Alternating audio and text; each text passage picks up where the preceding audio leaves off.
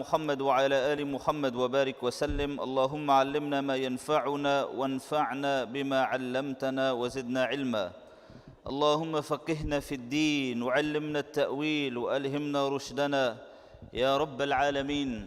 قال الله تعالى: والسابقون الأولون من المهاجرين والأنصار والذين اتبعوهم بإحسان رضي الله عنهم ورضوا عنه. صدق الله العظيم. My dear respected Muslims, the other day I was reading a riwayah and a narration with regards to Shaddad bin Aus radiyallahu anhu. One of the objectives of us gathering and congregating on Monday nights is the fear of Allah coupled with the love of Allah need to increase in our hearts. Because a believer is supposed to have a fear of Allah, not because we're scared of Him, but because we love Him. So you have two children, and one child is very careful not to upset the parent, not because they fear the wrath of the parent or the anger of the parent, but because of the love that they have for that parent. They don't want to let their parent down. Our relationship with Allah was supposed to be such. Shaddad bin Aus radiallahu anhu says, one day dakhaltu fil firash, I went to bed. فَجَعَلْتُ أَتَقَلَّبْ, and I began twisting and turning. And he says that the fear of Allah and the love of Allah was so strong in my heart that after turning for hours on end, I came out of the bed and I said, أَذْهَبَتِ النَّارُ النَّوْمَ, that the fire of Jahannam and the fear of the fire of Jahannam has taken away my ability to sleep. فَقَامَ فَصَلَّى حَتَّى الصُّبْحَ. He says, I got out of bed and I performed salah until the time of Salatul Fajr came in. That's the fear of Allah and the love of Allah that he had in his heart. Our companion of tonight is a companion who every Muslim knows. There's no masjid across the globe except that the name of this companion is taken in that masjid. There's no khutbah except that the likelihood of that name of that companion is taken. There's no book of hadith except that the name of that companion is taken. Very famous sahabi from the companions of the Rasul sallallahu alayhi wasallam. Before I mention to you his name, for you and I to understand the fear that he had of Allah, he says, and he begins to narrate a hadith from the hadith of the Rasul sallallahu alayhi wasallam. He screams and he falls unconscious. After a while, the people around him request him to narrate the hadith again, and he begins and he says, قَالَ رَسُولُ اللَّهِ صَلَّى اللَّهُ عَلَيْهِ وَسَلَّمَ, the Rasul said, and then he screams and he falls unconscious. After screaming and falling unconscious multiple times, he finally thereafter has the courage to narrate the hadith of the Rasul sallallahu alaihi wasallam. And what was the hadith? It was a hadith that you need to remember because there are certain critics who have spoken ill of this companion. And when you speak ill of this companion, it's very easy to try and attempt to rebuke and to negate many of the teachings of the deen of Allah. What's the hadith that this companion screamed 3 times and fell unconscious because of the fear that he had in narrating this hadith, because of the content of this hadith of the Rasul? Rasulullah ﷺ said the first 3 categories of people that will be flung head first into the fire of Jahannam are 3 categories. And you and I may think the first person will be the person who engaged in interest, or the person who intoxicated themselves, or the person who actively engaged in zina. But the Rasul ﷺ said the first 3 categories of people are people who you and I, in our communities, we look up to them. We revere them. We honor them. We embrace them and we love them. Number 1, the Rasul ﷺ said, is a scholar. The first person to be flung head first into the fire of Jahannam will be a person who claimed to be a scholar. And he'll be flung head first, and Allah will say that you acquired ilm. And the person will say, Ya Allah, I acquired the ilm and the knowledge so that I can make you happy. And Allah will say, Kadhabd, you're lying. You acquired ilm so that people could say you're a scholar, you're an imam, you're a leader of your community. The second category of people will be the qari of the Quran. The person who used to recite the book of Allah. It's virtuous, it's noble, it's meritorious. But if your intention is corrupt in doing good, that very same good action will be the catalyst for your being flung into the fire of Jahannam. Ya Allah, I was someone who recited the Quran for your happiness. Allah will say, Kadhabta, you're a liar. You recited Quran so people say you're a qari. Go and listen to him, what an amazing voice he has. And the third person is the person who will be flung headfirst into Jahannam. What was his sin? He spent in the path of Allah. He'll say, Ya Allah, but I spent for your happiness. Allah will say, Kadhabd, my brother, my friend, my slave, my servant, you're a liar. You spent so that people will claim and people will say that he's a generous person. Abu Hurairah radiallahu anhu is our guest of tonight. And what a person he was.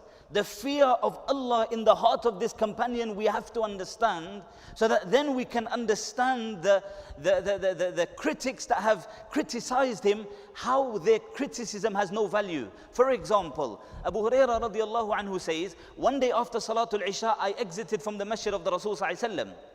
And after I exited, خرجت بعدما صليت العشاء, I prayed Isha and I exited, I came across a woman on the road and she asked me a question. She said, Oh Abu Hurairah, زنيت وقتلت ولدي من الزنا. Oh Abu Hurairah, I got a question. I done zina and the child that was born as a consequence of that fornication, I murdered the child, I took the life of the child. فهل لي من التوبة. Is there any way that my Allah will forgive me? Abu Hurairah radiallahu anh looks at the woman, zina plus murder, major sins. He says, my sister, halakti wa halakti, it's not looking good for you, you're gone, you're destroyed. And then the lady falls unconscious. Abu Hurairah radiallahu anh goes home that day. As he goes home and he goes to bed, he starts to think to himself, Ufti wa Rasulullah sallallahu alayhi wa sallam. Oh Abu Hurairah, how dare you give a fatwa in the presence of the Rasul?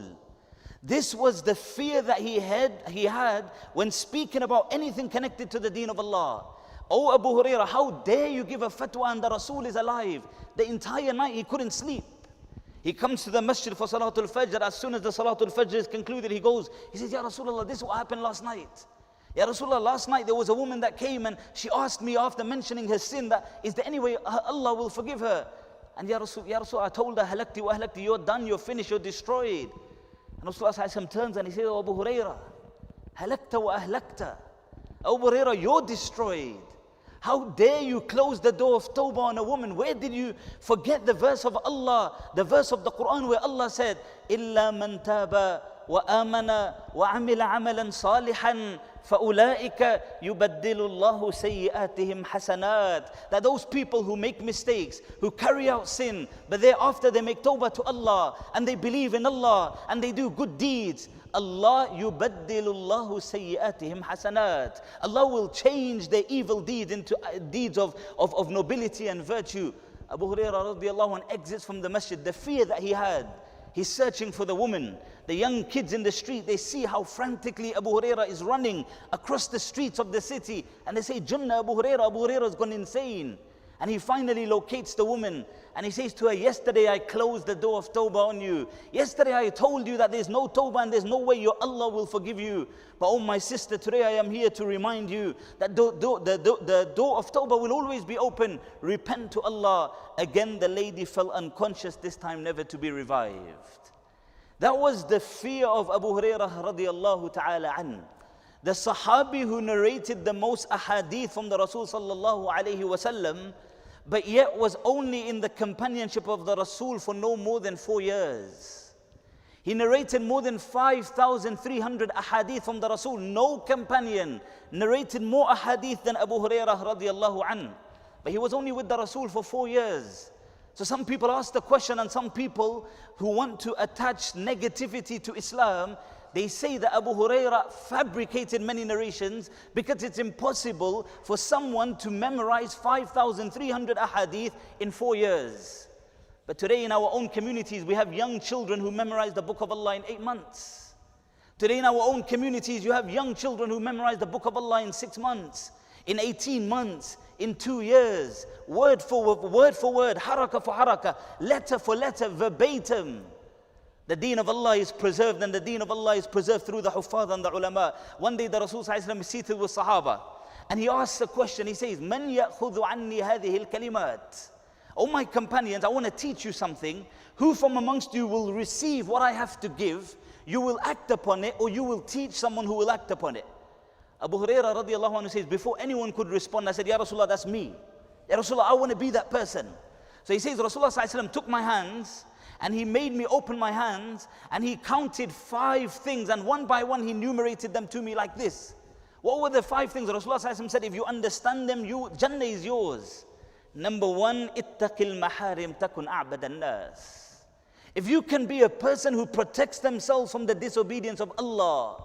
Today when we think of being pious, we think I have to perform XYZ salah. I have to perform my awabin. I have to perform my tahajjud. What did the Rasul say? If you want to be a'badun nas, the greatest worshipper, the Rasul never said to fast every day, every other day, every Thursday. Of course, those are emphasized sunan. But the Rasul said, ittaqil maharim takun a'badan nas. Protect yourself from the disobedience of Allah, and you will climb the ladder to the love of Allah. وَرَضَ بِمَا قَسَمَ اللَّهُ لَكْ تَكُنْ أَغْنَى النَّاسِ. Be happy and content with what Allah has decreed for you, and you will be the most wealthiest of people.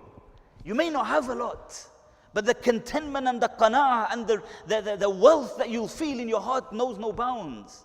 وَأَحْسِنْ إِلَى جَارِكْ تَكُنْ مُؤْمِنًا. Be kind to your neighbor, you will be a mu'min. Want for other people what you want for yourself, you will be a Muslim. And Abu Hurairah radiallahu anhu says, I was the person who learned these ahadith from the Rasul sallallahu alayhi wasallam.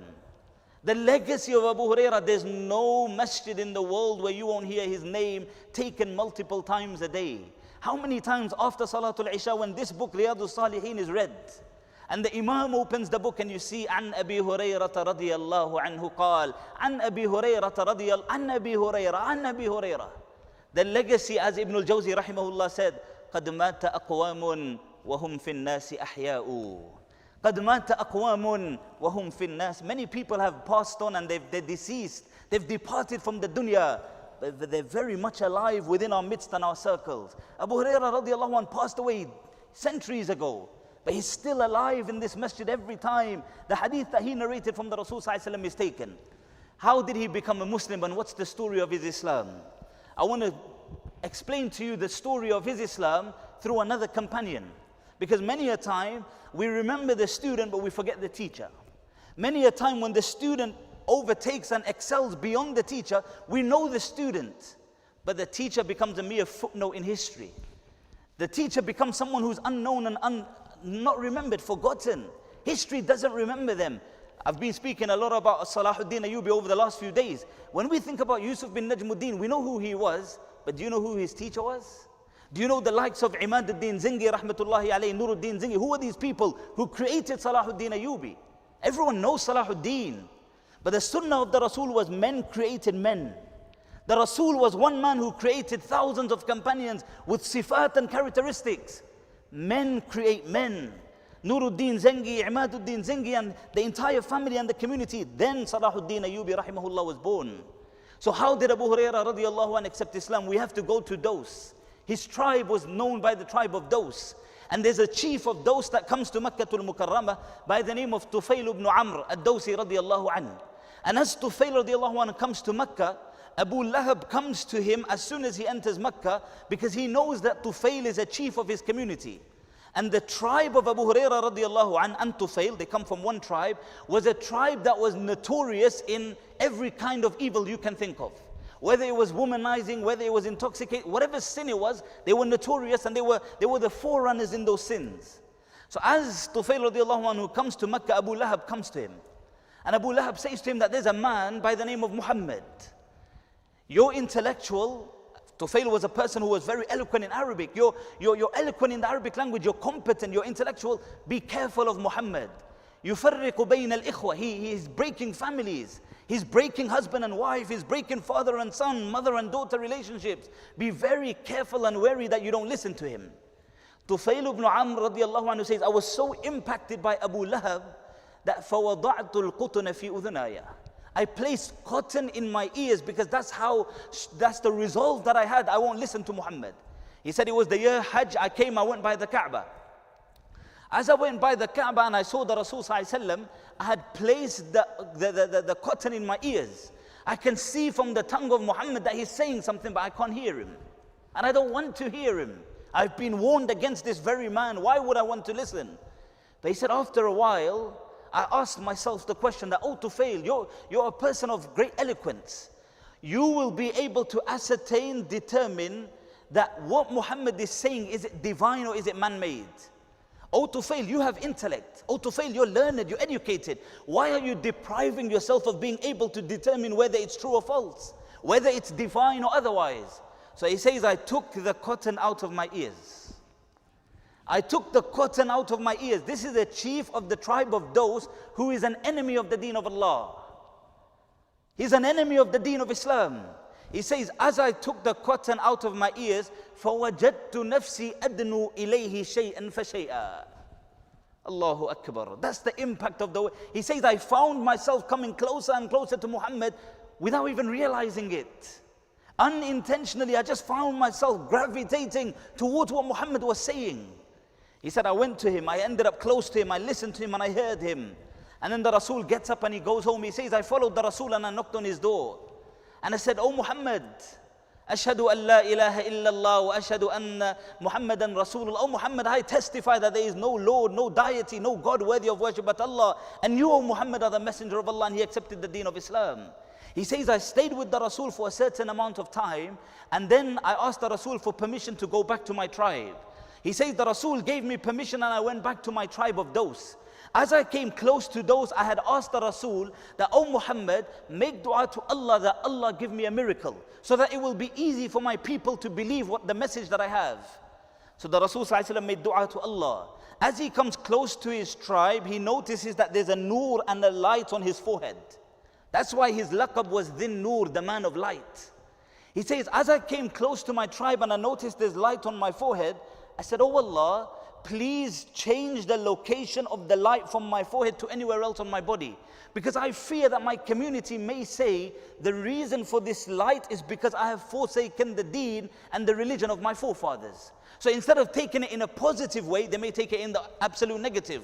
And instead of it providing or being a catalyst for them to accept the deen of Allah, it may serve as a catalyst for them to reject the deen of Allah.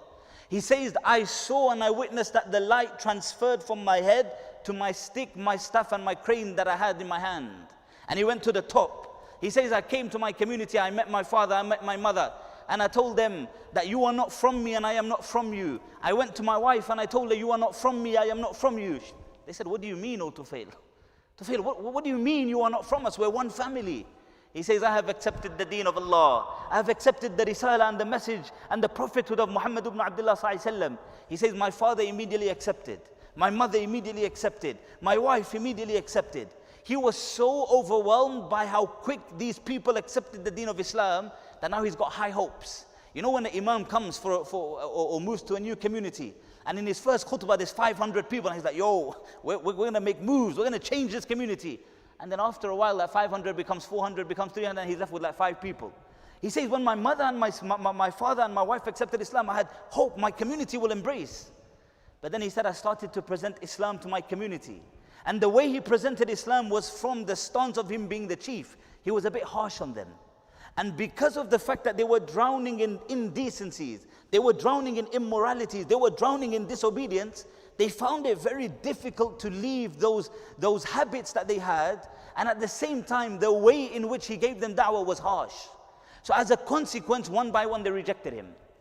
He says, all of them rejected my message except one young shepherd who was an orphan. Who was that young boy who was a shepherd and he was an orphan? None other than Abu Hurairah radiyallahu ta'ala an. He said, I stayed with my community for a certain period of time. No one accepted. I went back to Mecca. I went back to Rasulullah sallallahu alaihi wasallam and I took Abu Hurairah with me. This is Abu Hurairah radiyallahu anhu's first interaction with the Rasul. He says, I took Abu Hurairah radiyallahu anhu back. And as soon as the Rasul saw Abu Hurairah, he asked him, are you from Daws? Are you from the same tribe as Tufail? He says, yes, Ya Rasulullah. He says, Wallahi, I never knew there was khair in the tribe of Daws. Meaning, oh Abu Hurairah, after seeing you, I believe and I understand and I realize that the tribe of Daws has some khair within it. Tufail radiallahu anhu says, Ya Rasulullah, you sent me back with a mission to invite my community. But Ya Rasulullah, they don't want to accept. So Ya Rasulullah, I request you make dua for their destruction. Abu Hurairah radiallahu anhu says that in my mind, I thought that Daws is gone. If the Rasul lifted his hand as he did, if he was to say, Allahumma alayka bid Daws, oh Allah, destroy the tribe of Daws, the tribe would have been destroyed. So I was worried. But then the Rasul told you and I what it means to be optimistic. You know, sometimes you have a family member and you're trying to explain to them. Or sometimes you have a young niece or a young nephew and they're not following the deen. And now they're getting into illicit haram relationships. And now you're seeing them going on to drugs. And now they're partying and now they're intoxicated. And you feel like, I've been speaking to you for 1 week, 1 month, 2 months, 6. Why are you not changing? That's how Tufail radiallahu anhu felt. But Rasulullah ﷺ taught you and I a very powerful lesson. Instead of making dua against them, the Rasul said, Allahumma hdi dawsa, Allahumma hdi dawsa, Allahumma hdi. Oh Allah, you guide the people of those. Oh Allah, you guide the tribe of those. And then the Rasul ﷺ tells Tufail, oh Tufail, go back to them, invite them to Allah, warfuq bihim, and be kind and compassionate and soft with them. Be kind and when Musa ﷺ was sent to Fir'aun, what did Allah tell him? He's going to the person who has claimed divinity. But Allah tells him, فَقُولَا لَهُ قَوْلًا لَيِّنًا.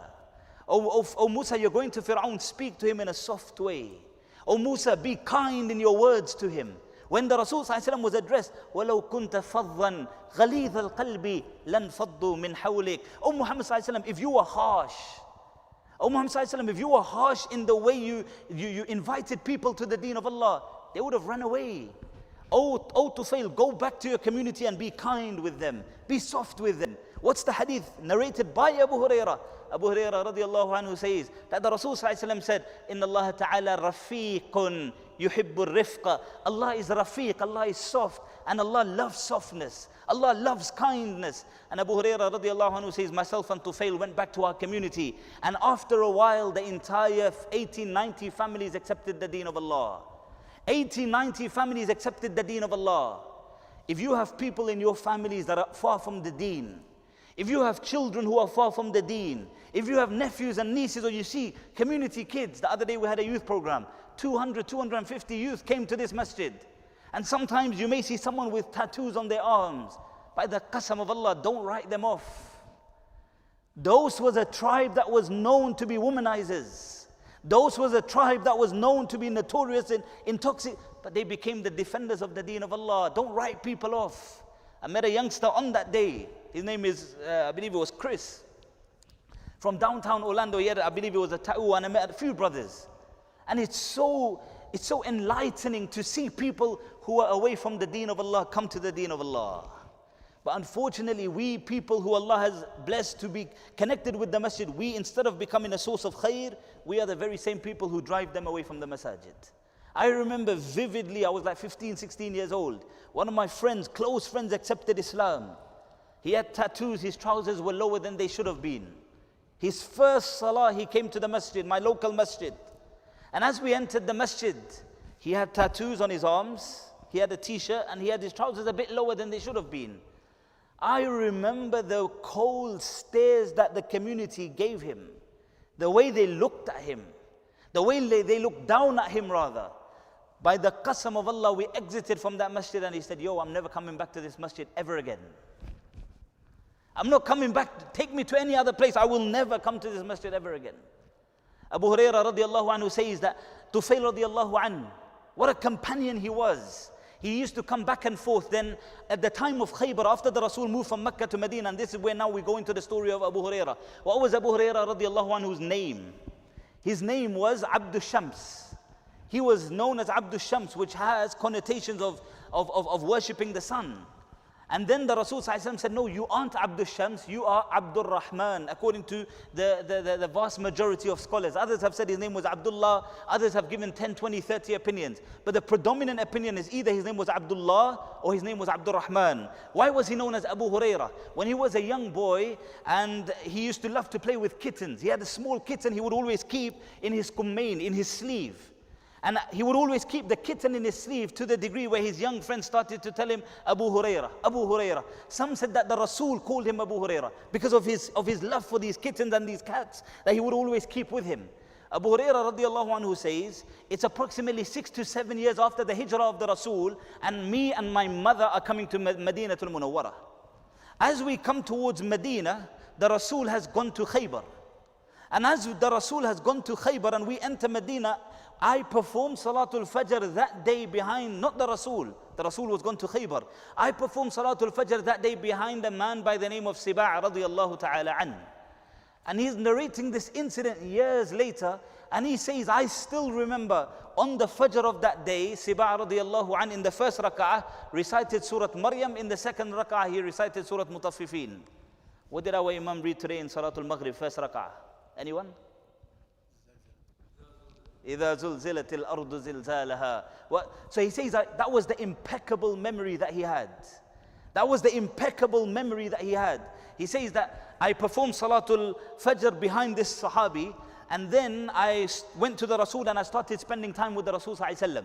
My mother one day, after me constantly inviting her to Islam, said some things about the Rasul that hurt me. They hurt me deeply, and I came to the Rasul baki and I was crying. And I said, Ya Rasulullah, by the qasam of Allah, I've been inviting my mother to the deen of Islam, but today she said some things about you, and Ya Rasulullah, it hurt me and it pained my heart. Ya Rasulullah, make dua for my mother. And then the Rasul said, Oh Allah, guide the mother of Abu Hurairah. Abu Hurairah radiallahu anhu says that no sooner had the Rasul made that dua that I left and I ran home. As I ran home, I saw that the door was practically closed, and I could hear the water from within the home. And as I was about to enter, my mother said, Makanak ya Abu Hurairah, Makanak, Makanak. Abu Hurairah, wait outside, your mother's taking a bath. He says she concluded her bath, she clothed herself, and she came out of the house.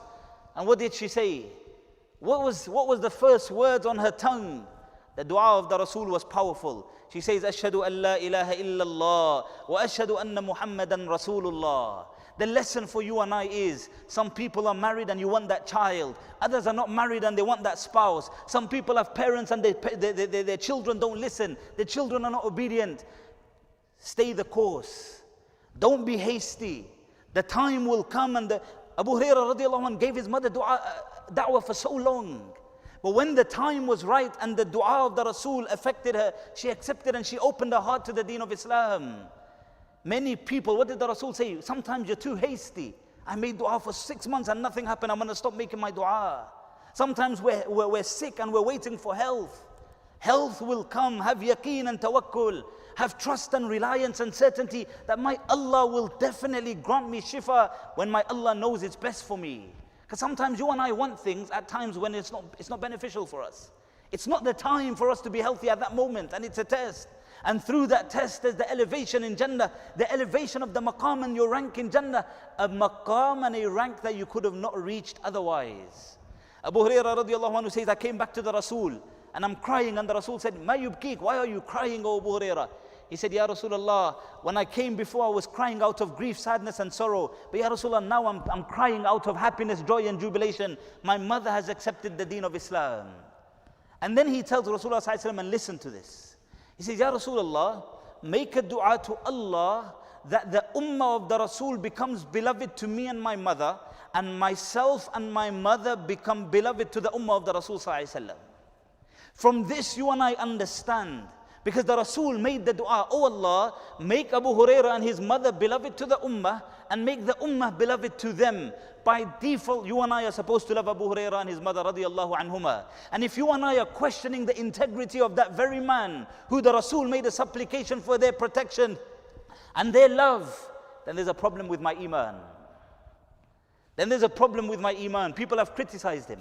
How was he able to memorize in 4 years so many ahadith? Let me tell you how he was able to memorize. He himself says to us, he says, one day I came to the Rasul sallallahu alaihi wasallam and I complained about my weakness in memory. He said, I came to the Rasul and I said, Ya Rasul, I'm memorizing so many ahadith that I feel I'm starting to forget some. So the Rasul sallallahu alaihi wasallam said to him, Ubsut rida'ak.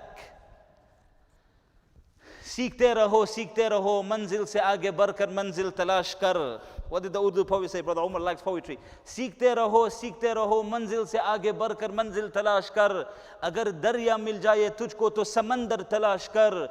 Har shisha patthar ki chot se toot jata hai. Patthar hi toot jaye wo shisha talash kar.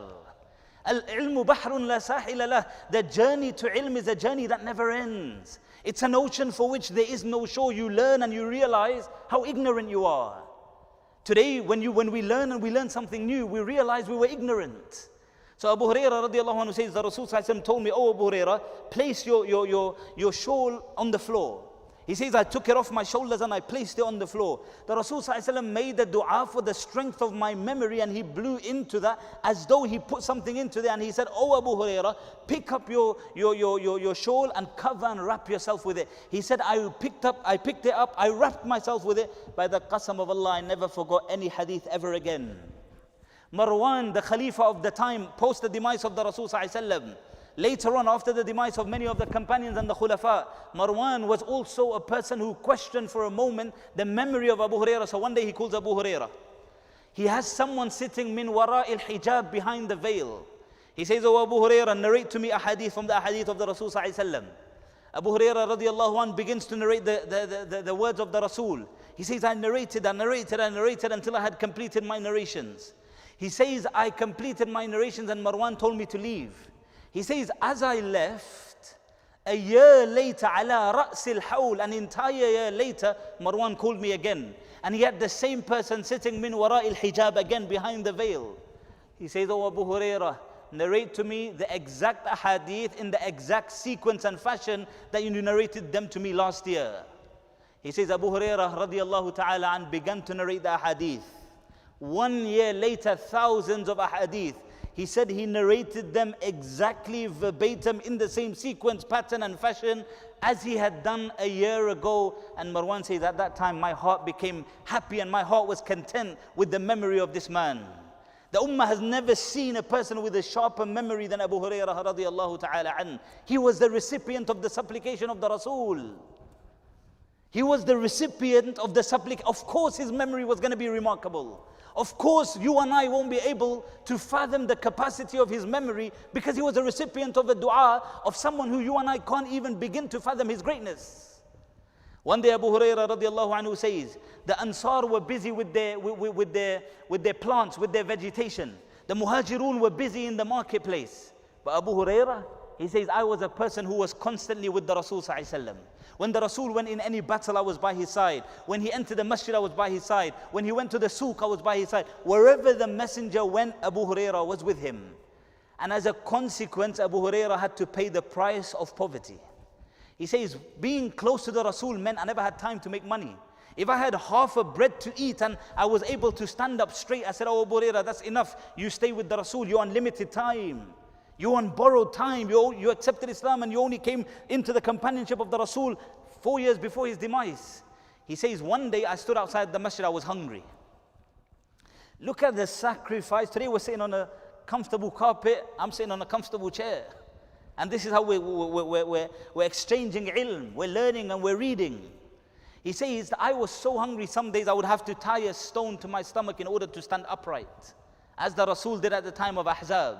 But he says, one day the hunger was so immense, I exited from the masjid and I stood on the road that I knew every Sahabi is going to walk past me in the hope that when a companion sees my state and my condition, they may have empathy and sympathy and they may take me home and say, oh, Abu Hurairah, eat something.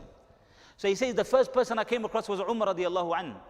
But the haya of Sahaba was different. He said, I never had the capacity to ask him that, give me something, I'm hungry. So he said, I came up with another strategy. I went to Umar and I said, oh Umar, can you explain to me the tafsir of this ayah? And I was hopeful that when he would explain to me the tafsir of the ayah, he would see my condition and he would tell me, oh Abu Hurairah, let me take you to eat, let me take you to the restaurant, let me take you home. But he says, Umar radiallahu anhu answered my question and he walked on. He said, I waited, what do I do now? He said, next Abu Bakr radiallahu anhu came. He said, I went to Abu Bakr and I said, oh Abu Bakr, do you know the tafsir of this ayah? Abu Bakr, do you know, like even when we were students, I remember sometimes if you wanted the attention of a teacher for some help that you may have needed, you asked them a question. If the teacher was a teacher of fiqh, you asked them about fiqh. Or sometimes when in South Africa we used to hitchhike. It wasn't the safest thing, but we used to hitchhike. And when you see a car coming in the distance and they're Muslim, the driver's a Muslim, he's got a kufi, a beard, you make sure your buttons are tied, you make sure he can see your topi and you stand at the edge of the, perhaps he'll see me and he'll give me a ride. Abu Bakr radiallahu anhu answered his question and kept it moving. Abu Hurairah radiallahu anhu said, I never knew what to do. Then the Rasul came. Look at the emotional awareness of the Rasul.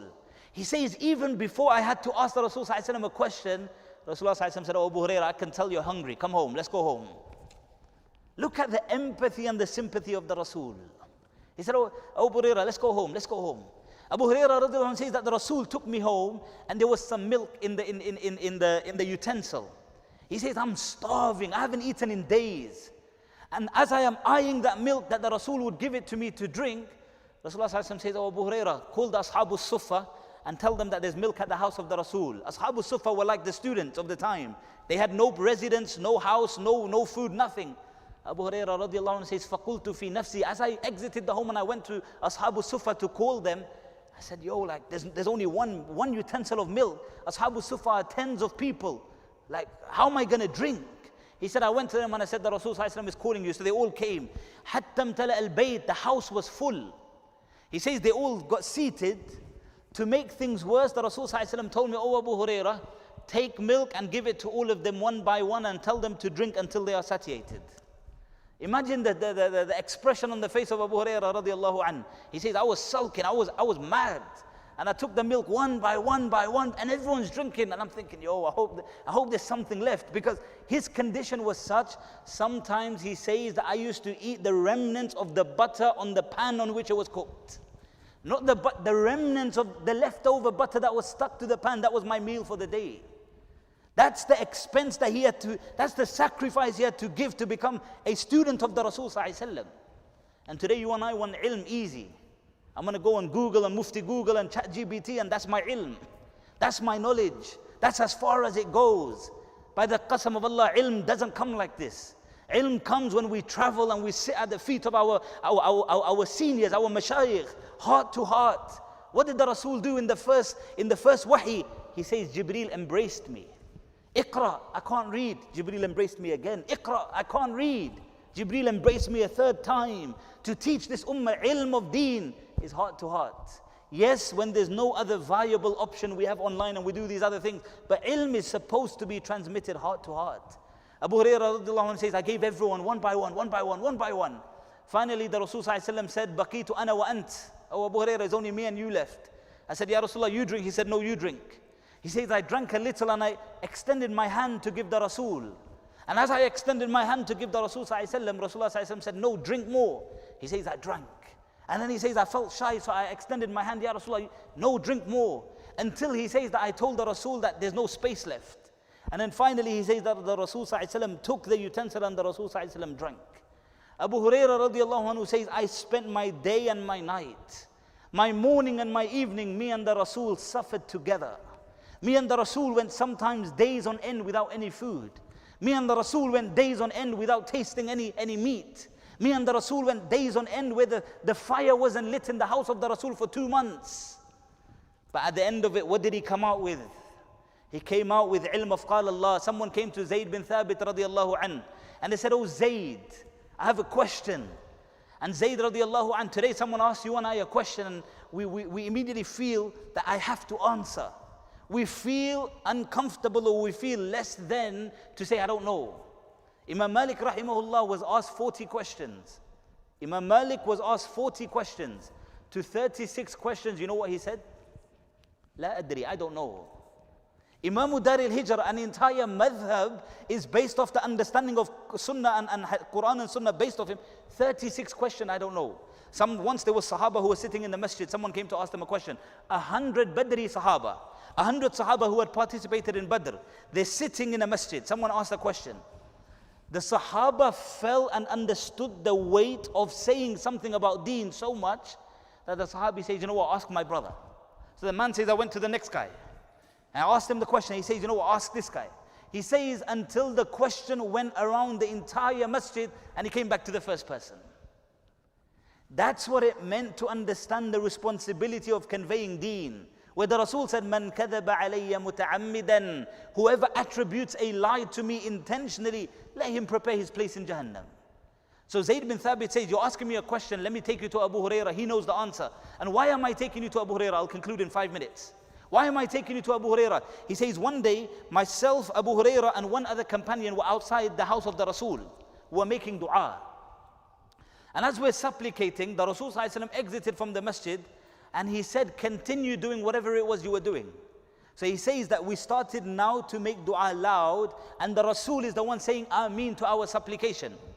He says, myself and the other companions, Zayd bin Thabit says, myself and the other companions, we made dua. What was the dua of Abu Hurairah radiallahu anhu? Oh Allah, give me whatever these two have asked for, and oh Allah, bless me with such ilm, la yunsa, that's never forgotten. The Rasul said, Ameen. Zayd bin Thabit says, when me and my friend heard the dua of Abu Hurairah, we also said that, oh Allah, give us ilm that will never be forgotten. and Rasulullah ﷺ told us that this young Dawsi Sahabi beat you to it, and his supplication has been answered. He made dua for protection and preservation of ilm. That was his story, and that was his connection to deen. He's the one who lived by what he narrated. The hadith of who's the most worthy of your good companionship? Your mother. Who next, Ya Rasulullah? Your mother. Who next, Ya Rasulullah? Your three. Who was the narrator of that hadith? Abu Hurairah radiallahu anhu. And how did he, one day he says, I came home and I called out to my mother. She responded to me. I responded in a voice that was more louder than hers, and my voice amplified over hers. I felt that was so disobedient. The next day I woke up and I freed a slave for the sake of Allah.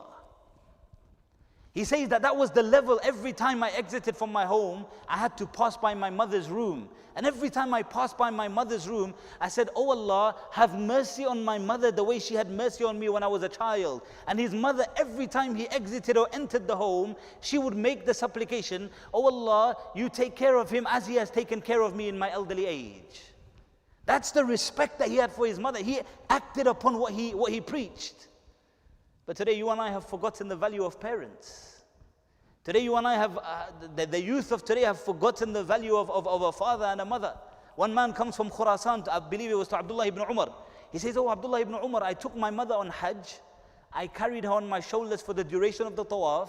I carried her on my shoulders for the duration of the journey. I carried her on my shoulders for the duration of Safa Marwa. Have I fulfilled the haqq of my mother? What did he say? You haven't even fulfilled the right of one contraction that she had to experience at the time of your birth. You haven't fulfilled the right of كُلَّمَا أَرَدْتُ أَنْ أَكْتُبْ عَنْ أُمِّي كُلَّمَا أَرَدْتُ أَنْ أَكْتُبْ عَنْ أُمِّي فَوَجَدْتُ نَفْسِي أُمِّي. Whenever I wanted to put pen to paper and write about the greatness of my mother, I found myself to be ummi, unlettered. My pen to paper can't do justice for the rights of my mother over me. That's the poet says it. Abu Hurairah radiallahu anhu was that companion. He immediately woke up the next day and he freed a slave for the sake of Allah. After the demise of Rasulullah sallallahu alaihi wasallam, 4 years, Abu Hurairah radiallahu anhu, he was not only a person who narrated a hadith, he was known to be from the fuqaha of Sahaba. He was known to be from those Sahaba who had a depth of understanding of the deen of Allah. Finally, Abu Hurairah radiallahu anhu, and I'm going to just read these few lines and we'll conclude. Abu Hurairah radiallahu ta'ala anhu is on his deathbed and he's sick. A man who dedicated his entire life to the deen of Allah. And someone asked him, مَا يُبْكِيكَ يَا أَبَا هُرَيْرَةَ? Why are you crying? He's on his deathbed, he's sick, he's crying. Someone asked him, مَا يُبْكِيكَ يَا أَبَا هُرَيْرَةَ? Why are you crying, O Abu Hurairah? He said, أَمَا إِنِّي لَا أَبْكِي عَلَى دُنْيَاكُمْ هَذِهِ. I'm not crying because of dunya, my brothers. وَلَكِنَّنِي أَبْكِي لِبُعْدِ السَّفَرِ وَقِلَّةِ الزَّادِ. He said, I'm not crying because of dunya and the loss of dunya and the departure from dunya. لِبُعْدِ السَّفَرِ وَقِلَّةِ الزَّادِ. I'm crying because the journey is long and Abu Hurairah doesn't have enough provisions to go on the journey to Akhirah.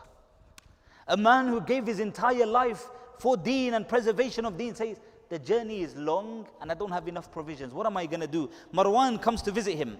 And when he sees that Abu Hurairah is sick, he makes a dua for him. Shafak Allah. May Allah grant you shifa.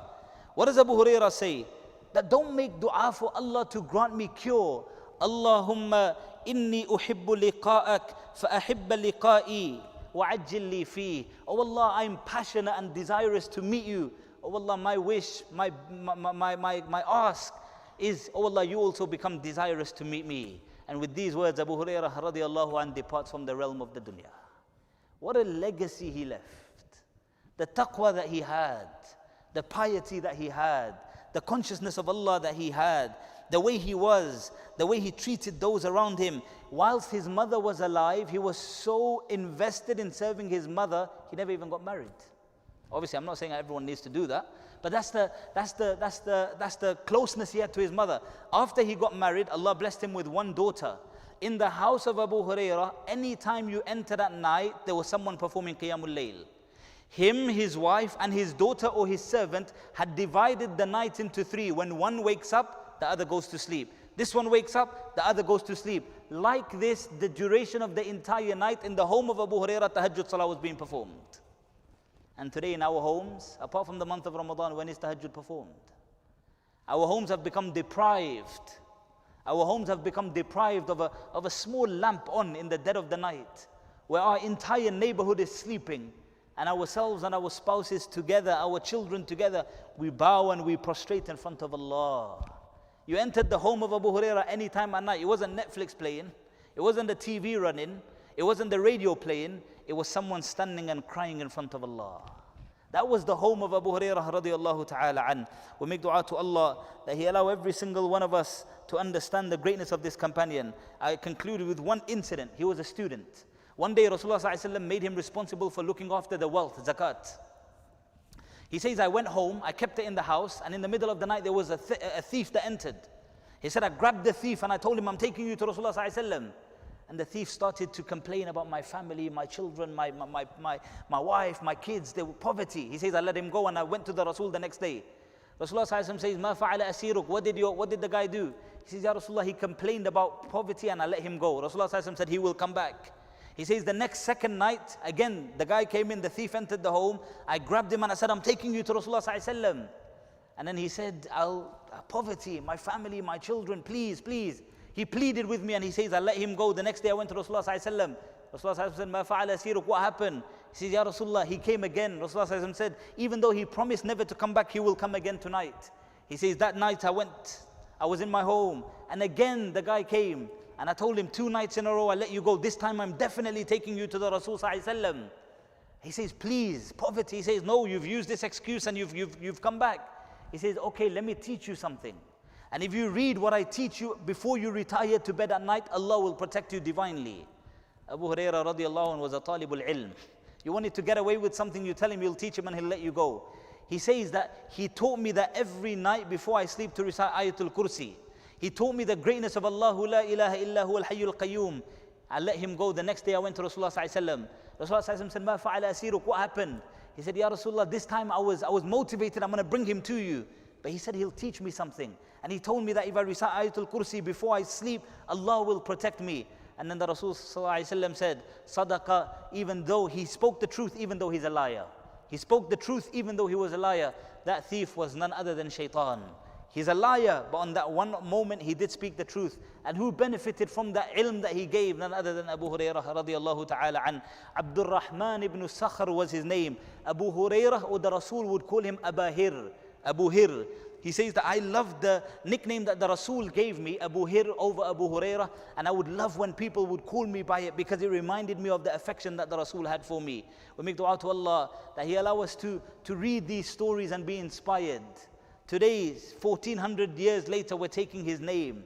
1400 years later, we're reading his narrations. The Rasul said, Ballighu anni walau ayah. Teach someone one thing, my brothers, and someone will carry on whatever you taught them, and they'll carry on whatever they taught the whoever, and you can hope that it will continue to be recorded in your mizan of hasanat. What are we doing to build our forever home? What are we doing to build our legacy in dunya, to build our akhirah? We're so in this rat race of dunya, dunya, dunya. Pay off the house, pay off the mortgage, buy this, buy that. What's your legacy going to be? And I say, and I'll say again, when these speakers echo, the death, your salatul janazah, your cemetery where you will be buried and I will be buried, what's the first thought that will run through the minds of people? Will it be a thought that will compel them to make a supplication for you, to make a dua for you? Or will it be something where the name is foreign? Who was he? We don't even know what he done for the community. Of course, we hide what we do, but teach people something. Many of the stories of the people of the past, they came out after their demise. We never knew what they done. They never showed off, but they left legacies. We make dua to Allah that He allow every single one of us to benefit from the ahadith of Abu Hurairah radiallahu ta'ala an, and He allow us to understand that the deen of Allah is preserved. There will be some people who may claim that Abu Hurairah had a weak memory. There will be people who will attack his integrity. But we have trust, we have yaqeen, and we understand that he was a recipient of the supplication of the Rasul sallallahu alaihi wasallam.